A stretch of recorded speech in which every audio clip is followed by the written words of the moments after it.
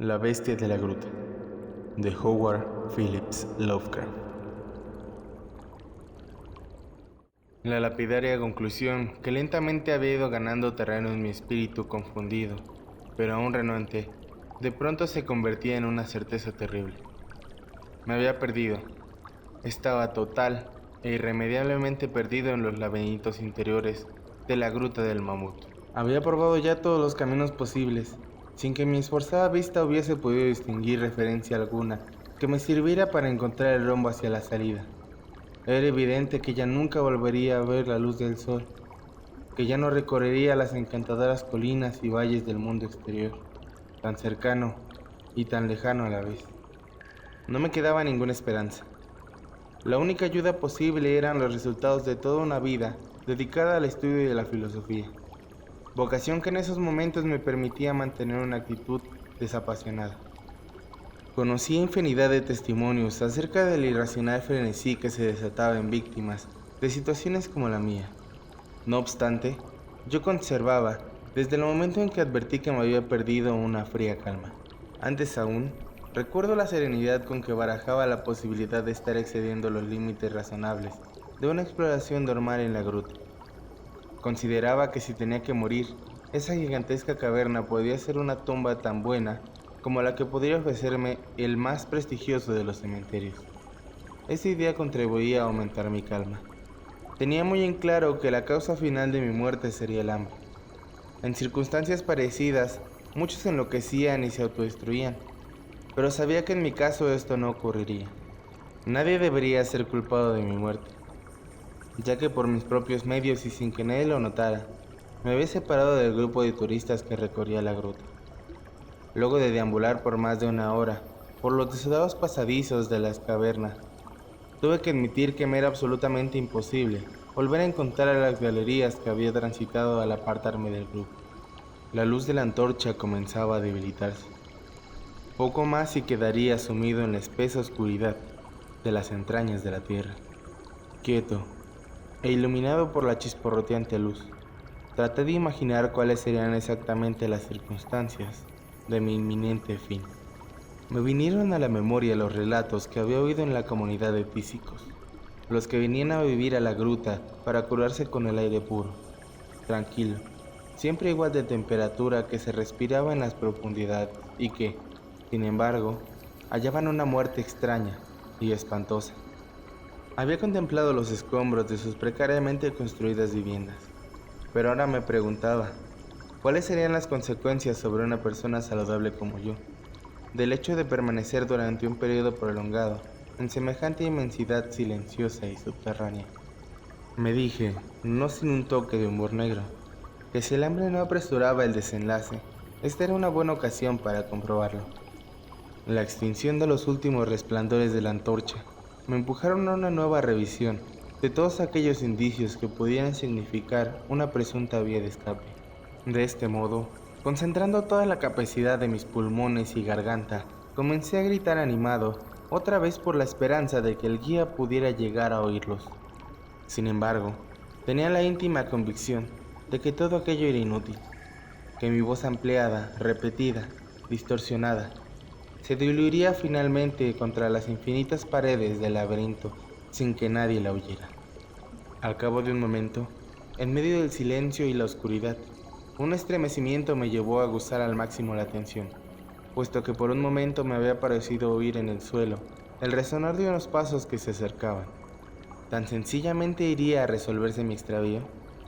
Todas las sensaciones experimentadas y los preparativos elaborados serían inútiles gracias a la previsión del guía, quien seguramente al notar mi ausencia se habría entregado a seguir mi rastro hasta encontrarlo.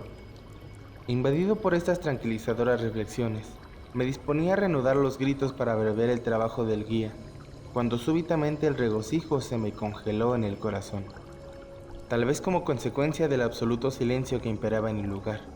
El oído se me había aguzado de tal modo que ahora me permitía abrigar la horrible certeza de que las pisadas que se acercaban no pertenecían a un hombre normal. En el silencio subterráneo, las botas del guía habrían producido una serie de sonidos perfectamente diferenciables. Por el contrario, las pisadas que escuchaba eran suaves, cautelosas, calculadoras, como si pertenecieran a un felino. Un nuevo esfuerzo de la atención me permitió percibir el ruido no de 2, sino de 4 pasos. Rápidamente, deduje que con mis gritos había atraído algún animal salvaje, quizás un león, que vivía en la gruta por alguna razón misteriosa. Volví a mi filosofía, y supuse que probablemente el Creador había dispuesto para mí una muerte mucho más piadosa que la del hambre.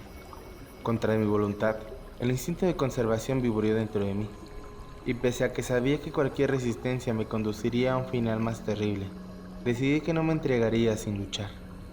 Porque aunque no pueda explicar las razones, para mí aquellas pisadas no tenían otro sentido que no fuera amenazante. Por lo pronto permanecí en una completa inmovilidad, especulando con la posibilidad de que, al perder todo ruido que le sirviera para orientarse, el ignoto animal se alejara de mí. Pero no fue así. Las pisadas evidentemente avanzaban hacia mi posición, seguramente debido a que el animal no solo se guiaba por el ruido, sino también por el olfato, y sin duda en aquella inmóvil atmósfera podía percibirme a gran distancia. Seguro entonces de que inevitablemente debería defenderme de un ataque que se desataría en las sombras y que se desarrollaría en plena oscuridad, palpé el suelo para buscar los trozos de piedra más grandes de las cercanías. Tomé en ambas manos los 2 mayores que me encontré y con la misma calma de antes me dispuse a esperar los inevitables acontecimientos. Ahora podía escuchar nítidamente el ruido de las arpas del animal. La estrategia de la criatura al acercarse era muy complicada. La mayor parte del tiempo parecía caminar en 4 patas, aunque con una clara arritmia entre los miembros anteriores y los posteriores, pero por momentos, más breves, avanzaba marchando en 2 patas. Todos estos datos auditivos me producían una gran incógnita acerca del tipo de animal con el que iba a enfrentarme. Supuse que se trataba de alguna desdichada criatura que, como yo, había pagado un precio excesivo por la curiosidad de querer explorar aquel siniestro laberinto. Probablemente viviría allí desde muchísimo tiempo antes, alimentándose de murciélagos, ratas y peces que arrastraban las crecidas del río Verde, curso que tenía muy buena comunicación con la gruta. Poseído por cierta angustia, ocupé la tensa espera en hacer conjeturas acerca de los cambios físicos que había producido al animal la vida en la gruta, inducido sin duda por los comentarios que había oído en la zona acerca del aspecto espantoso que presentaban los tísicos muertos luego de una prolongada permanencia en aquel lugar. Prevaleció el sentido común, la certidumbre de que aunque saliera vencedor de la lucha que me esperaba, no conseguiría ver a mi enemigo, porque carecía de cualquier elemento que me sirviera para reactivar la antorcha. Ahora la tensión me resultaba insoportable. El alocado frenesí de mi imaginación me hacía ver siniestras figuras en las tinieblas, las que efectivamente parecían descargarse sobre mí. Por su parte, el ruido de las pisadas se escuchaba cada vez más cerca. Sentí ganas de lanzar un grito que fuera la válvula de escape al horror que experimentaba, pero aunque hubiese avanzado en esa intención, seguramente la voz no me habría respondido. El miedo me había paralizado. Era improbable que en el momento necesario pudiese alzar el brazo para arrojar el proyectil contra el monstruo. El incesante ruido de las pisadas se oía ahora, muy cerca. No solo las pisadas, ahora oía también la agitada respiración del animal, y pese al terror que me embargaba, pude discernir que había recorrido un camino muy largo y que estaba cansado. Con un enorme esfuerzo, conseguí quebrar la parálisis y, guiado por el oído, arrojé con la mano derecha el punzante trozo de roca hacia el sitio preciso de donde provenía la agitación. Seguramente estuvo a punto de dar en el blanco, a juzgar por el salto hacia atrás que percibí. Luego, nuevamente el silencio. Orientado por los últimos ruidos, lancé la otra piedra. Esta vez tuve más suerte y con gran alegría oí cómo la criatura se desplomaba, con gran estrépito, y quedaba inmóvil. Invadido por una infinita sensación de alivio, me apoyé distendidamente contra la pared. Volví a aguzar el oído, y las grandes aspiraciones que me llegaron me permitieron comprender que solo lo había herido. Ya no sentía deseo alguno de ver sus rasgos. Una suerte de desánimo, que me pareció supersticioso, impidió que me acercara al cuerpo con la obvia intención de rematarlo. Contra toda lógica, huí corriendo en el sentido contrario al que había recorrido para llegar hasta el punto en donde me encontraba. Poco después alcancé a escuchar otro ruido, mejor dicho, una serie ordenada de ruidos, que devino de pronto en un golpeteo seco y metálico. No cabía duda, se trataba del guía. Esta vez sí pude gritar y chillar a todo batir de pulmones. Con un gozo indescriptible, alcancé a distinguir las paredes abovedadas del techo de la gruta, iluminadas por un tenue resplandor que solo podía surgir de una antorcha que se aproximaba.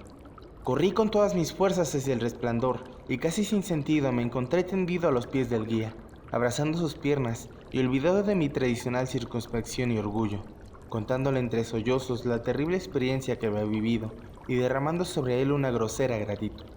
Tardé en recobrar la calma.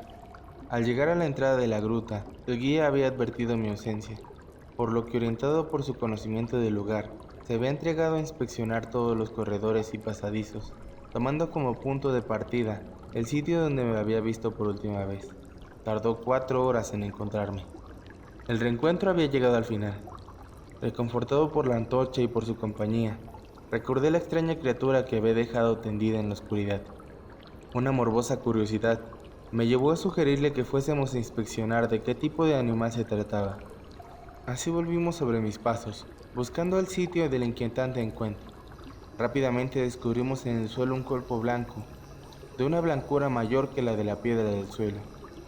Cautamente nos acercamos hasta que al verlo de frente no pudimos contener una exclamación, porque de todas las criaturas imaginables, esta era de lejos la más extraña. Parecía un mono de gran tamaño, de esos que suelen verse en los circos. Su pelo era blanquísimo, quizá a causa de una larga permanencia en la oscuridad. Se le veía muy flaco, ya que en grandes zonas del cuerpo no presentaba pelambre alguno. El animal se encontraba boca abajo. Muy extraña resultaba la flexión de sus miembros, lo que daba sentido al enigma que había escuchado del andar en 2 y 4 patas. De los dedos le salían uñas como las de las ratas. Sus manos eran prensiles, mutación que atribuía a un prolongado periodo de permanencia en la cueva, deducible de la nívea blancura de su pelaje. No presentaba cola. Respiraba muy levemente, razón que llevó al guía a extraer su revólver, con la intención de poner fin a los sufrimientos del animal, cuando un estertor de este hizo que interrumpiera el sacrificio. Me sería imposible ahora describir aquel estertor. No era el gruñido propio de ninguna clase de mono que yo conociera. Tal vez esa guturalidad también era producto del largamente prolongado silencio a que había estado sometido. Era una guturalidad, pero contenía una especie de parloteo articulado. Inesperadamente un espasmo sacudió el cuerpo del animal. Sus miembros fueron recorridos por una convulsión. Con el mismo impulso consiguió girar el cuerpo de manera que el rostro nos fue visible por primera vez. La oleada de horror que brotó del centro de mi conciencia fue tan intensa que por segunda vez estuve a punto de desvanecerme. Sus ojos eran tan negros como el azabache, en un terrible contraste con el pelo y la piel. Estaban profundamente hundidos en sus cuencas y no tenían iris. La cara no era como la de los monos, ni tenía pelo típico de los antropoides. La nariz tampoco tenía nada que ver con la de los simios. Mientras completábamos el reconocimiento visual, se abrieron sus carnosos labios para dar paso a algunos sonidos. Tras eso, la criatura se aflojó y expiró. El guía se aferró nerviosamente a mi brazo, y este gesto determinó que la antorcha proyectara unas inquietantes imágenes en las paredes. Me mantuve inmóvil, con la mirada fija en el bulto del suelo. Tras largo rato se disiparon el asombro y el horror, para dar lugar al respeto y a la piedad. Mediante esos sonidos finales, el ser moribundo había conseguido transmitirnos su terrible verdad. La criatura a la que yo había dado muerte, la bestia de la gruta laberíntica era, o había sido en otro tiempo, un hombre.